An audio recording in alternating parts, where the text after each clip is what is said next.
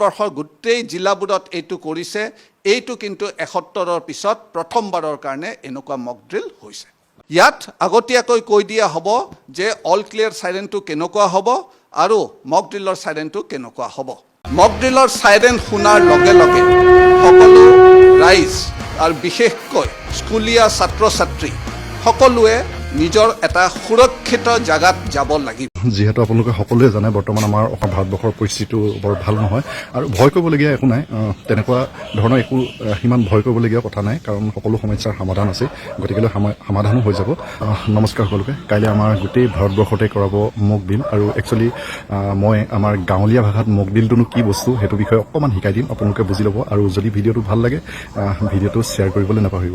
মক ড্ৰিলছক এটা বহুত ধুনীয়া পদক্ষেপ লৈ আপোনালোকক শিকাবলৈ গৈ আছে। এইটো এটা বহুত অত্যন্ত জৰুৰী বস্তু, আৰু আমাকো প্ৰায় সেই তেনেকুৱা ধৰণৰ প্ৰেক্টিচ কৰি থাকে। ধৰক কিছুমান চাইলেণ্ট বাজিব আৰু সেই চাইলেণ্টখিনিৰ ওপৰত আপুনি কাম কৰিব লাগিব। ধৰক এটা মই এতিয়া ওপৰতে এনেকৈ মই যিটো বেকগ্ৰাউণ্ড এতিয়া চাইলেণ্টটো লগাই দিছোঁ, সেই চাইলেণ্টটোত ধৰক ক'ব যে আপোনালোকে এডোখৰ নিৰ্দিষ্ট জেগাত আপোনালোক লুকাই যাব লাগে। ঠিক আছে, তেনেকুৱা এটা আপোনালোকক শিকাব। ২ নম্বৰতে শিকাব আপোনালোকক ধৰক এয়াৰক্ৰাফ্ট যদি আপোনাক বম পেলায় তেতিয়া আপুনি কেনেকৈ বাচিব সেইটো এটা আপোনালোকক শিকাব। আৰু সেইটো কাৰণে একচুৱেলি প্ৰায় যদি ৰাতি আপোনালোকৰ ওপৰত এটেক হয় তেতিয়া আপোনালোকৰ গোটেই লাইটখিনি আপোনালোকক বন্ধ কৰিবলৈ শিকাব, কাৰণ ওপৰৰ পৰা লাইটৰ পোহৰটো যেতিয়া ওপৰৰ পৰা দেখা পাব তেতিয়া ধৰক সেই জেগাটো বম পেলাব পাৰে। সেইটো কাৰণে সেইটো এটা আপোনালোকক চেফটি শিকাব।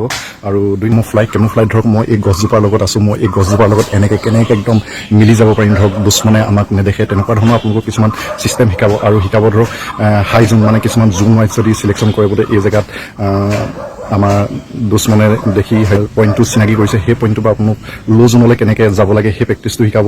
আৰু আপোনাক ধৰক গুলি মাৰিলে আমি কি কৰিব লাগিব তেনেকুৱা ধৰণৰ এই মক ড্ৰিলত শিকোৱা হ'ব। মক ড্ৰিলটো এটা বহুত ধুনীয়া আপোনালোকক কথা শিকাবলৈ গৈ আছে, গতিকে যিমান পাৰে ড্ৰিলটোত আপোনালোকে চামিল হ'বলৈ বিচাৰিব। আৰু যদি আপোনালোকক স্কুলত শিকায় বা আপুনি এজন ষ্টুডেণ্ট আহি পেলাই আপোনালোকে গাঁৱৰ বা ঘৰতো আহি কথাখিনি ক'ব এনেকুৱা কৰিব লাগে। একচুৱেলি বহুত ধুনীয়া এটা পদক্ষেপ লৈছে কাইলৈৰ কাৰণে, আৰু সকলোৱে সহযোগ কৰিব। আৰু ভয় কৰিবলগীয়া একো নাই, কাৰণ আমি ভাৰতীয়, অংশগ্ৰহণ কৰিব বুলি মই আশা ৰাখিছোঁ। আৰু আমি একোজন ভাৰতীয়, আমি কাৰোলৈ ভয় নকৰোঁ। জয় হিন্দ, জয় ভাৰত। যেতিয়া সংকেতটো আহিব তেতিয়া মক ড্ৰিলৰ চাইৰেনটো বাজি থাকিব, এবাৰ বাজিব, দুবাৰ বাজিব। এই সময়খিনি চাইৰেনটো বাজি থকাৰ সময়ত মানুহে নিজৰ সুৰক্ষিত জাগালৈ যাব। একে চাইৰেন যদি ৰাতি হয় তেতিয়াহ'লে ইয়াৰ উদ্দেশ্য হ'ল যে জনতাই সেই সময়ত লাইটবোৰ অফ কৰি, যাতে যদি পাকিস্তান বা যিকোনো শত্ৰু দেশৰ বিমান যদি আহে বা বম্বাৰ আহে তেতিয়াহ'লে তলত কি আছে বা নাই সেইটো সিহঁতে গম নাপাব। যেতিয়া সংকেতটো আহিব সুৰক্ষিত জেগাতে থাকিব যেতিয়ালৈকে অল ক্লিয়াৰ চাইৰেনটো আকৌ নাবাজে। অৰ্থাৎ বাহিৰৰ ৰাস্তাত বা যদি স্কুলত কোনোবা ছাত্ৰ ছাত্ৰী খেলপথাৰত আছে তেওঁলোকে চাইৰেনটো শুনাৰ লগে লগে সুৰক্ষিত জেগাত কাভাৰৰ তলত আহি যাব লাগে। অৰ্থাৎ বিল্ডিঙৰ ভিতৰত সোমাব লাগে, বিশেষকৈ গ্ৰাউণ্ড ফ্ল'ৰত যাব লাগিব বা অন্য যিকোনো সুৰক্ষিত জেগালৈ যাব লাগিব, মুকলিভাৱে থাকিব নালাগে।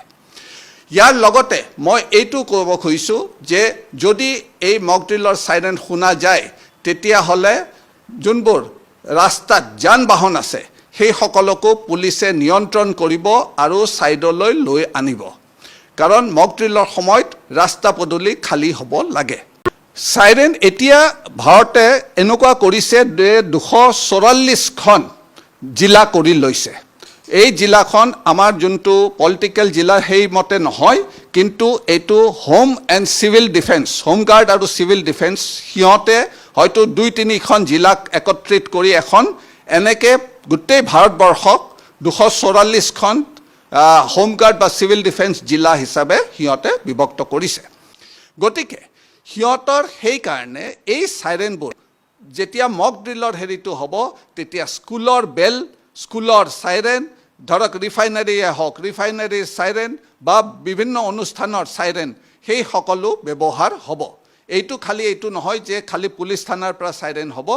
মক ড্ৰিলৰ সময়ত য'ত যি আছে সকলোৰে হৰ্ণে হওক বা চাইৰেনে হওক ক্ৰিয় কৰিব আৰু সকলোৱে ইজনে সিজনক সতৰ্ক কৰিব।